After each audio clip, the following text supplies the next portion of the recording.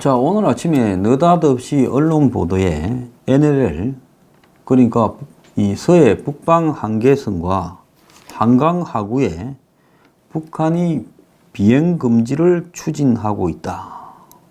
그러니까 지난번에 DMZ 일대의 비행 금지 구역을 몇십 킬로씩 설정하기로 했다. 그게 군사합의 내용이었지 않습니까? 그런데 이걸 해상으로도 갖고 왔다는 거죠. 저도 그렇게 봤습니다. 왜냐? 북한 입장에서는 DMZ 육지에서도 중요하지만은 서해에서 지금 북한이 핵심적으로 한국을 뚫기 위한 군사적 최고의 지약 포인트가 어디냐? 한강 하구와 서해 5도입니다. 그러니까 북한이 저렇게 NLL에 집착하는 거고, 어떻게 보면 북한 입장에서는 이런 군사 분계선에서 비행 금지 구역을 이렇게 설정하는 것보다 이 한강 하구와 서해 5도에서 비행 금지 구역을 설정하는 것이 월등히 우월한 한국군과 주한미군의 공분력을 무력화시키면서 북한이 서울을 기습 점거를 하거나 서해 5도를 점령하는 부분에 결정적으로 유리한 부분이 될 수 있다. 그렇게 보기 때문입니다. 제가 만난 과거에 이 청와대에서 군사 문제에 대한 보좌관을 했던 분들이나 또 장성들 이야기를 들으면 이 한강 하구 그리고 서해 5도에 지금 군사 합의의 내용대로로 이 포훈련도 하지 못하고 저기를 공동 이용하고 북한 배가 자유롭게 왔다 갔다 하고 철책선을 제거하고 또 저기에 이제 항공 중단까지 시키게 된다면 그분들도 그렇게 할 거라고 보고 있더라고요. 결국 그게 들어 있었는데 쉬쉬하다가 이번에 드러난 거다라고 봐야 됩니다. 또 다른 중앙일보 내용을 보면 NLL과 한강 하구 비행 금지 구역 논란이 국방부가 실수했다고 이야기를 하면서 9.19 군사 합의 2달 만에 이게 밝혀졌다 하는 겁니다. 자, 국방부가 9.19 남북 군사 합의 당시 설명한 비행 금지 구역에서 오류가 지금 드러났다는 거예요. 그래서 북한과 논의가 추가로 필요한 부분이라며 뒤늦게 다시 남북 합의를 해야 된다고 나섰다는 겁니다. 자, 아직 북한과 합의되지 않은 한강 하구와 서해 북방 한계선 상공에 새로운 비행 금지 구역을 지정하겠다라는 걸 이제서 이게 드러났고, 그래서 북한하고 이거를 갖다가 추가적으로 합의해야 된다 말을 하고 있습니다. 그런데 이 말이 조금씩 달라요. 국방부는 서해 NLL 일대의 평화수역 조성을 9.19에서 합의했고, 이후 동서해 NLL 일대의 비행금지구역 설정을 북측과 협의를 하면서 한강 하구로 확대하는 방안을 추진 중이다. 이렇게 이야기를 하고 있어요. 자, 남북이 9.19 군사 합의를 했을 때는 11월 1일, 이달 1일부터 MDL 군사 분계선을 기준으로 비행 금지 구역이 이렇게 적용된다고 했어요. 그런데 한강 하구의 70km 구역은 뭐라고 했는가 하면 중립수역이라 기준선인 MDL이 없다는 겁니다. 여기에는 이 중립지역이라서 다 강 자체가 어디로 중간에 선을 그어야 될지가 없어서 결국은 비행금지구역을 그을 수가 없었대요. 또 남북은 서해에서는 NLL 위에서는 바다 위에서는 비행금지구역을 합의하지 않았습니다. 그런데 국방부가 9월 19일 배포한 남북 군사합의 해설 자료에 한강 하구와 NLL 일대에도 비행금지구역이 그려져 있었다는 겁니다. 그런데 실제 시작점은 강화도 부근이 아닌 육지인 내륙 파주 지역이라는 겁니다. 그래서 이게 이달 초에 항공고시보를 통해서 밝혀졌는데, 항공고시보는 민항기 조종사에게 비행금지구역 등 항공 운항에 필요한 정보를 전달하는 그런 이 고시물이에요. 자, 그러면 이게 지금 합의도 안 됐다면서 실제로 이 한강하구와 NLL까지도 비행금지구역을 그려서 발표했다. 이건 보통 심각한 이야기가 아닌 거죠. 자, 국방부는 이렇게 말을 합니다. 당신은 긴급하게 해설 자료를 만들면서 여기서부터 여기까지만 비행금지구역, 즉 파주, 한강하구를 빼고 육지가 있는 여기부터 동해안까지만 비행금지구역이다. 이렇게 합의를 봤는데, 당시에 배포한 자료에는 한강하구나 NLL까지도 비행금지구역이 그려져 있었는데, 이번에 민간항공사에 그걸 제기하면서 보내주면서 이렇게 내용이 파주부터 되어 있다는 겁니다. 그런데 이 사람들이 이렇게 그림을 잘못 그렸다고 정정한 것은 비행금지구역뿐만 아니라 이 서해의 완충구역, 즉 포격훈련을 중지하는 완충구역에서도 이 서해 초도와 덕적도 사이의 거리를 80km라 했는데 실제로는 135km이기 때문에 우리가 NLL을 기준으로 했으면 그렇게 우리 쪽이 많이 내려오고 북한 쪽은 80이 되는, 우리는 135고 우리가 훨씬 손해인 이런 그림들이 그려질 수 있었겠느냐. 그래서 NLL을 기준으로 이걸 그리지 않았지 않느냐라고 이야기가 나왔지요. 그런데 그것뿐만 아니라 9월 19일 날 합의도 되지 않은 국방부 주장이라면 이 한강하구와 NLL의 비행금지 구역도 그대로 지금까지 놔놓고 있다가 뒤늦게서야 이거는 합의가 안 됐다. 그래서 민간에게 배포한 데는 파주부터 그려져 있더라는 거예요. 그래서 국방부는 남북 군사 공동위 회의를 열어서 이 문제를 논의하겠다 한다지만 북한이 이를 동의할지가 의문이라는 겁니다. 왜 그러냐? 북한은 그동안에 NLL을 인정 안 했기 때문에 한마디로 완충구역에서도 NLL이 아닌 쪽으로 실제로 끈 거 아니냐. 지금 그런 의혹이 나왔죠. 그런데 이 NLL을 기준으로 해서 비행금지구역을 이렇게 설정을 하겠다라고 나서면 북한이 그것도 또 NLL로는 못하겠다.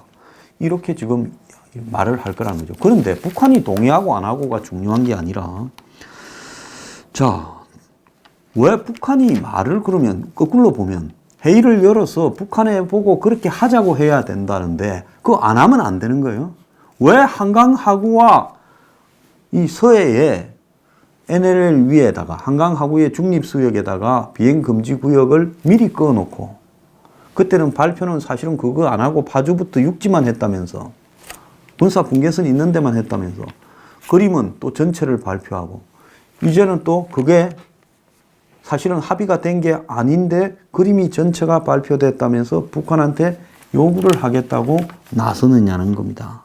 그래서 국방부가 만약에 그때 그러면 안 했으면 안 하면 되지. 왜 북한이 NLL은 안 받아주고 다른 또 자기들이 주장하는 해상 수역으로 이렇게 할 거라고 하는 걸 알면서도 이걸 또 하자고 또 북한에 요구를 추가적으로 하려고 하는가. 이 미친놈들 아닌가 저는 생각을 합니다. 자, 저는 그것도 그까지 다 하겠다고 약속을 해놓고 1차로 그것까지 다 발표하면 시끄러울 거니까 그림은 실수한 듯이 썩 발표하고 실제 내용은 이제 요까지만 된 걸로 이렇게 하자. 그런데 요것도 처음에 요까지만 하고 한꺼번에 발표하면 시끄러울 건데 요거는 이제 기정사실화 시켜 놓기 위해서 반응을 떠보려고 이 한강하구하고 NLL 기준으로 비행금지구역을 이렇게 발표된, 그렇게 그려진 그림을 발표했어요. 그런데 이 나라에 뭐 언론이나 누구도 다 관심도 없고 그렇다 보니 아 그러냐 하고 넘어간 거죠.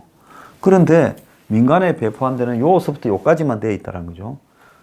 자, 그런데 그러면 이게 여기에도 비행 금지를 안 시키겠다라는 거는 남북이 합의를 했는데 왜 그림에서 이런 식으로만 그려놓고 발표해서 이 부분이 안 됐는가 하는 것은 한국의 군이 안보를 생각해서 그거를 갖다가 강하게 반대해서 그런 것도 아니고 제가 볼 때는 NLL 위에 우리는 이렇게 하자. 그 하는 것 자체가 우리한테는 안 좋은 거예요. 서해 수역에 비행 금지하는 거. 우리는 NLL 위로 이제 하자. 이렇게 이야기를 했을 거고 북한은 그게 아니라 자기들이 주장하는 훨씬 밑으로 내려오는 해상 분계선을 기준으로 이걸 하자. 이러니 합의가 안 된 상황에서 일단은 하기는 하되 그거를 어떻게 끌 건지는 추가적으로 논의하자. 이렇게 해놓고는 일단 하기로 한 부분만큼은 합의를 한 거니까 그냥 우리 측 그림대로 발표를 했다가 이제 뒤늦게 북한이 동의를 안 해준 부분, 즉 하기로 하는 거는 동의했지만은 선을 어디로 끌까는 동의를 안 한 부분을 집어넣었다가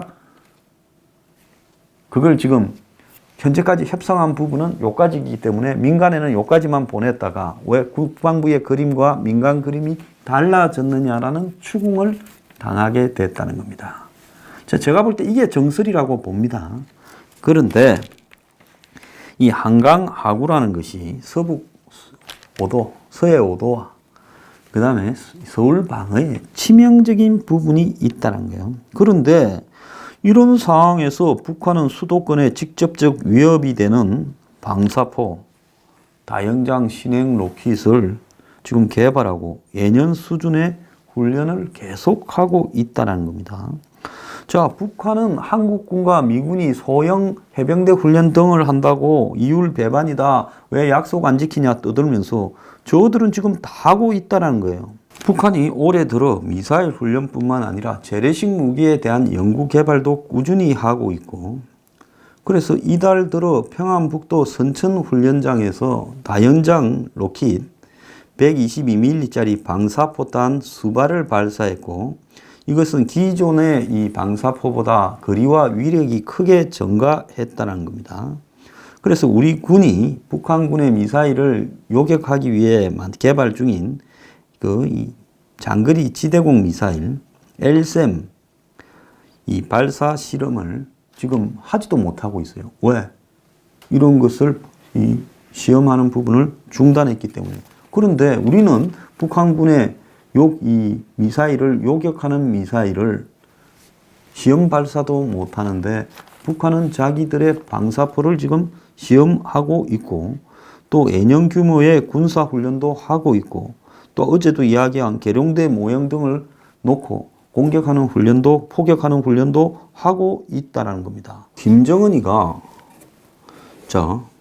화성 15 발사 1년 만에 작년 이맘때쯤 이 북한의 ICBM 제일 멀리 가는 ICBM 미국 땅까지 도달하는 화성 15호를 이렇게 발사를 했죠.